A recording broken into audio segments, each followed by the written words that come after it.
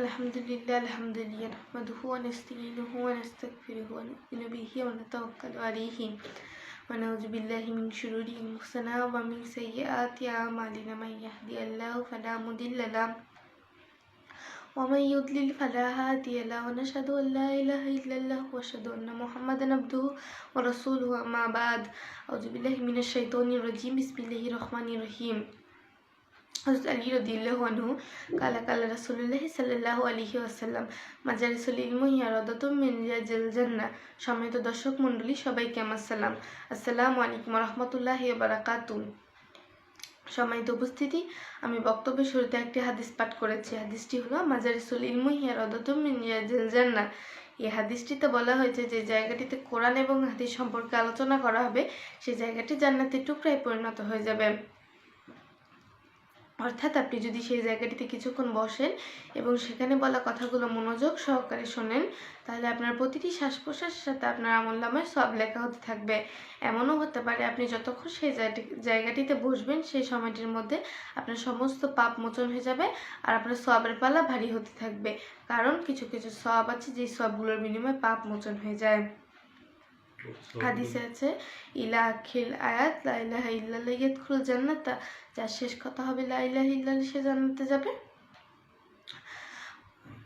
অর্থাৎ যার মৃত্যুর আগে কালেমা আসবে সে জান্নাতে যাবে। কালেমা কিন্তু সবার আসবে না। কালেমা আসার পূর্ব শর্ত হচ্ছে তাকে ঈমানদার হতে হবে এবং ঈমানদার হওয়ার পূর্ব শর্ত হচ্ছে তাকে নামাজি হতে হবে। আল্লাহ রাসূল বলছেন, যাকে তোমরা 5 ওয়াক্ত নামাজ পড়তে দেখো ফাস্তে সেটাও বিলিমান, তাকে তোমরা ঈমানদারের সার্টিফিকেট দিয়ে দাও। অর্থাৎ যখন কোনো ব্যক্তি নামাজ পড়ে তখন সে ঈমানদার, আর ঈমানদার হচ্ছে আল্লাহর বন্ধু। এক্ষেত্রে কোরআন শরীফ আছে আল্লাহু ওয়ালিউল্লাযিনা আমানু ইখরিজুহুম মিনাজ জুলুমাতি ইলান নূর। আল্লাহ বলছে যে ঈমানদার সে আমার বন্ধু। আমার তখন দায়িত্ব হচ্ছে তাকে যাবতীয় খারাপ কাজ থেকে বিরত রাখা, অর্থাৎ তাকে অন্ধকার থেকে আলোর পথে নিয়ে আসা। অন্য আয়াতে আছে ইন্নাস সালাতা তানহা আনিল ফাহশাই ওয়াল মুনকার। নিশ্চয়ই নামাজ মানুষকে যাবতীয় অশ্লীল এবং বেয়াপনা থেকে বিরত রাখে। এটা নামাজই আপনাকে খারাপ কাজ থেকে বিরত রাখবে। যখন আপনি নামাজ পড়েন তখন আপনি খারাপ কাজ থেকে বিরত থাকবেন। অন্য আয়াতে আছে ওয়াল্লাযিনা ওমা খালাকতুল জিন্না ওয়াল ইনসা ইল্লা লিয়াবুদু। আল্লাহ মানুষ এবং জিন জাতিকে সৃষ্টি করেছেন তার ইবাদতের জন্য, আর ইবাদতের প্রথম শর্তই হচ্ছে নামাজ। অর্থাৎ নামাজ হচ্ছে এক আর অন্য ইবাদত হচ্ছে শূন্য। একের পরে আপনি যত শূন্য লাগবেন তত বাড়তে থাকবে। আর যখন আপনি এক বাদ দিয়ে দিবেন, অর্থাৎ আপনি যখন নামাজ বাদ দিয়ে দিবেন, তখন অন্য ইবাদতের কোনো দাম নেই, অর্থাৎ শূন্যের কোনো দাম নেই।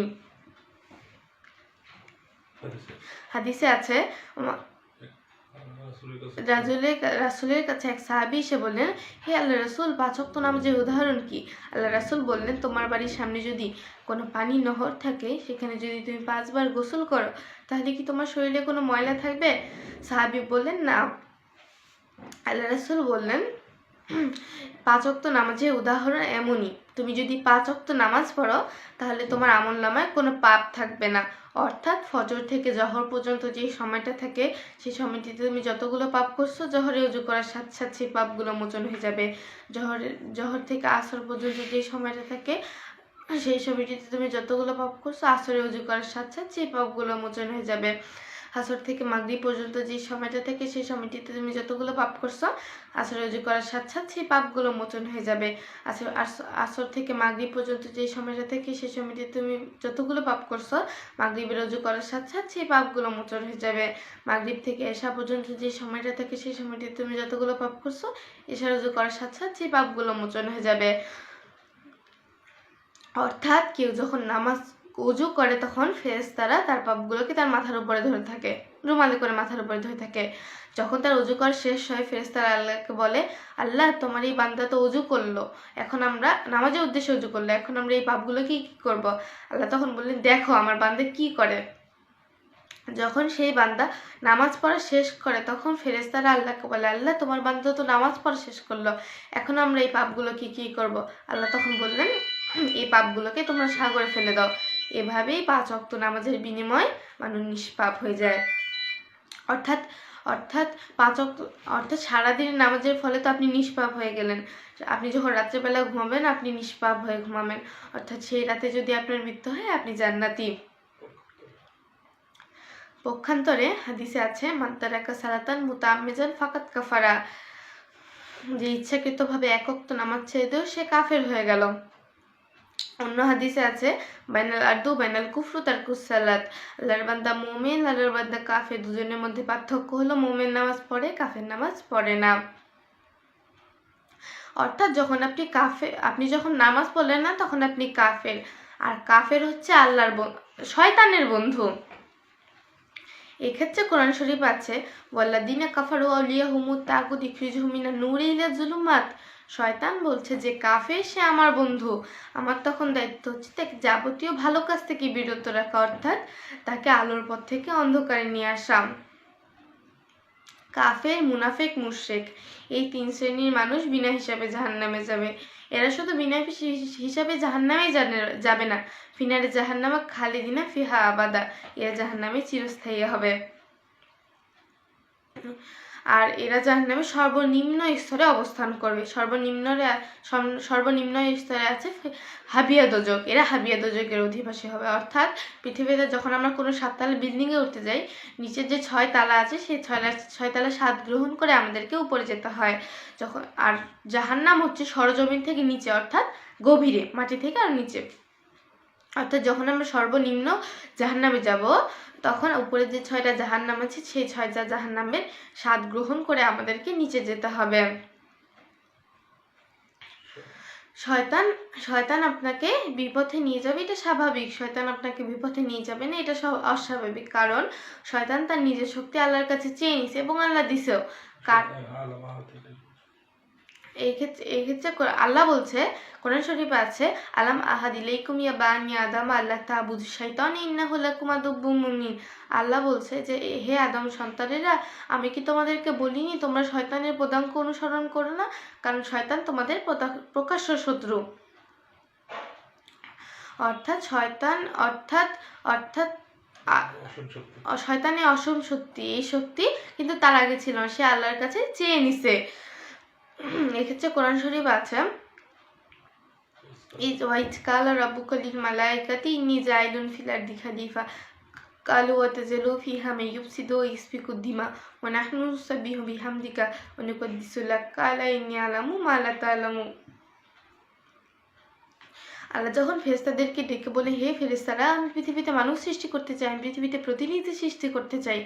ফেরেশতারা তখন বলে আল্লাহ আপনি পৃথিবীতে প্রতিনিধি সৃষ্টি করবেন, তারা তো কাটাকাটি করবে, মারামারি করবে, রক্তপাত করবে, রাহাজানি করবে, অথচ আমরাই তো আপনার গুণকীর্তন করছি, আমরাই তো আপনার নিয়মিত ইবাদত করছি।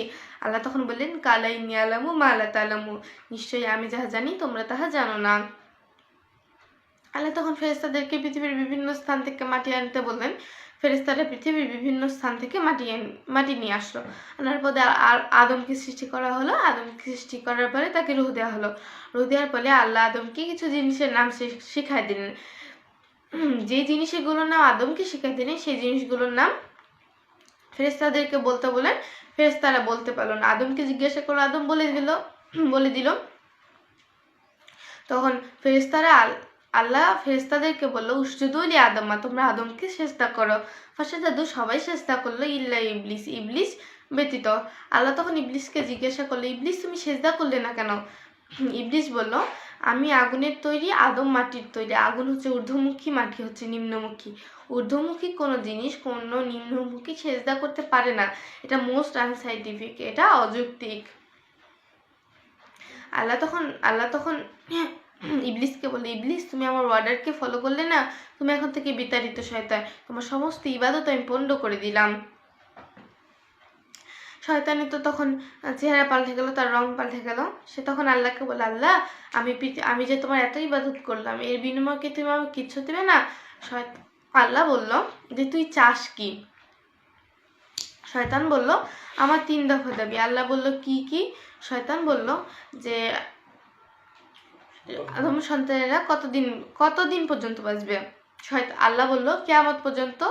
আর শয়তান বলল যে আমাকে কিয়ামত পর্যন্ত হায়াত দিতে হবে। আল্লাহ বলল ঠিক আছে 2। আমি পৃথিবীতে কাটাকাটি করব, মারামারি করাবো, আর আমি আমার চেলাচামড়া তৈরি করব। তুমি তো রিজিকের মালিক, তুমি আমার রিজিক বন্ধ করতে পারবে না। আল্লাহ বলল ঠিক আছে, করব না। 3, আমি পৃথিবীতে শয়তানি করাবো, কাটাকাটি করাবো, মারামারি করাবো, কিন্তু যখন আমি মারামারি করে দিয়ে পালাবো তখন সবাই তো বলবে এই শয়তান মারামারি করে দিয়ে পালাচ্ছে, তখন তো সবাই আমাকে ধরবে। সেই কারণে আমি আন্ডারগ্রাউন্ড ওয়ার্ক করতে চাই। আমি শয়তানি করবো কিন্তু আমাকে কেউ দেখবে না। আমি মানুষের রক্তে রক্তে শিরায় শিরায় দৌড়াতে চাই। আল্লাহ তখন বললো ঠিক আছে, এই শক্তি তোমাকে দেওয়া হলো। শয়তান বলল আল্লাহ তুমি যখন তোমার যোজকের সংখ্যা বাড়াতে পারো, আমি তোমার সমস্ত বান্দাদেরকে দোজকে নিয়ে যাব। আল্লাহ তখন ফেরেশতাদেরকে বলে, ফেরেশতারা দেখো শয়তান বলে কি। আল্লাহ তখন বলল আমার কোনো বান্দা যদি কোনো খারাপ কাজ করার নিয়ত করে তাহলে তার আমলনামায় কোনো পাপ লিখবা না। যখন সে খারাপ কাজটা করে ফেললো, একটা খারাপ কাজের বিনিময়ে তার আমলনামায় শুধু একটাই পাপ লিখবা। আর আমার কোনো বান্দা যদি কোনো ভালো কাজ করে নিয়ত করে তাহলে সাথে সাথে তার আমলনামায় একটা সওয়াব লিখবা। যখন সে ভালো কাজটা করে ফেললো তখন সেই সওয়াবের উপর 10টা গ্রেস মার্ক দিয়ে দিবা, অর্থাৎ 10 ডবল করে দিবা। এইভাবেই আমি আমার বান্দাদেরকে জান্নাতে নিয়ে যাওয়ার চেষ্টা করব এবং জাহান্নামের আগুন থেকে বাঁচাবো। অর্থাৎ শয়তান আমাদেরকে বিপদে নিয়ে যাওয়ার চেষ্টা করবেই, কিন্তু আমরা যদি পাক্কা ইমানদার হই তাহলে শয়তান আমাদের কোনো ক্ষতি করতে পারবে না, উল্টা শয়তানই আমাদেরকে সাহায্য করবে। এ ব্যাপারে একটি হাদিসে আছে, একদিন এক ব্যক্তি বৃষ্টি রাত ফজরের সময় মসজিদে যাওয়ার উদ্দেশ্যে রওনা দিছে। যাইতে যাইতে সে রাস্তার মাঝখানে পড়ে গেছে। পড়ে যাওয়ার পরে সে বাসায় আসছে, আসার পরে উজু করছে, ফ্রেশ হয়েছে, আবার মসজিদে যাওয়ার উদ্দেশ্যে রওনা দিচ্ছে। আবার সেই জায়গায় এসে সে আবার পড়ে গেছে, আবার বাসায় আসছে, আবার উজু করছে, আবার ফ্রেশ হয়েছে, আবার মসজিদে যাওয়ার উদ্দেশ্যে রওনা দিচ্ছে। যেখানে সে পড়ে গেছিল সেই জায়গায় এসে দেখে যে ওখানে একটা বৃদ্ধ লোক হারিকেন নিয়ে তার জন্য দাঁড়িয়ে আছে। নামাজি লোকটি বৃদ্ধ লোকটি বলল যে আপনি কে? বৃদ্ধ লোকটি বলল যে আমি দেখলাম আপনি পরপর দুবার এখানে পড়ে গেলেন, সে কারণে আমি আপনার জন্য হারিকেন নিয়ে দাঁড়িয়েছি, চলেন আপনি আপনাকে মসজিদ পর্যন্ত আগাই দিই। নামাজি লোকটি বলল ঠিক আছে। মসজিদের সামনে এসে নামাজি লোকটি বৃদ্ধ লোকটিকে বলল যে চলেন নামাজ পড়তে যাই। বৃদ্ধ লোকটি কথা বলে না, আবার বলল চলেন নামাজ পড়তে যাই, আবার বৃদ্ধ লোকটি কথা বলে না।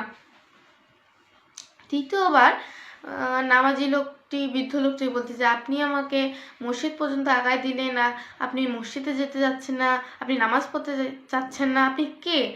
তখন বৃদ্ধ লোকটি বলল যে আমি শয়তান। এই নামাজি লোকটা হতভম্ব হয়ে গেছে যে কি শয়তান আমাকে মসজিদ পর্যন্ত আগায় দিল। সে তখন শয়তানকে জিজ্ঞাসা করছে যে আপনি শয়তান, আপনি আমাকে মসজিদ পর্যন্ত আগায় দিলেন। তখন বৃদ্ধ লোকটি বলতে অর্থাৎ শয়তান বলতেছে যে আপনি যখন প্রথমবার মসজিদে যাচ্ছিলেন, প্রথমবার মসজিদে যখন আমি আপনাকে ফেলাই দিছি, আপনি যখন আবার ফ্রেশ হয়ে মসজিদে যাওয়ার উদ্দেশ্যে রওনা দিলেন, তখন আমি দেখলাম আল্লাহ আপনার জীবনের সমস্ত গুণ মাফ করে দিছে।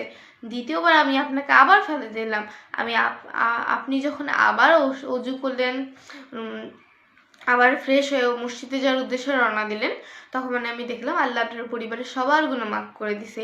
এবার আমি আপনার জন্য হারিকেন নিয়ে দাঁড়িয়ে আছি, কারণ এবার যদি পড়েন আর এবার যদি আপনি আবার নামাজ পড়েন তাহলে এমনও হতে পারে আল্লাহ এই এলাকার সবার গুনাহ মাফ করে দিতে পারে। সেই কারণে আমি আপনার জন্য হারিকেন নিয়ে দাঁড়িয়ে আছি, কারণ আমি তো আপনাকে ফেলবই না, আপনি যেন নিজেও না পড়ে যান।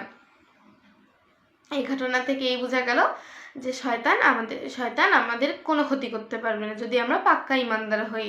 আমার কথাগুলো যদি আপনার মনে একটু ঠাঁই পেয়ে থাকে তাহলে এই অনুযায়ী আমল করবেন। এই বলে আমি আমার বক্তব্য শেষ করছি। আসসালামু আলাইকুম রহমতুল্লাহি ওয়া বারাকাতুহু।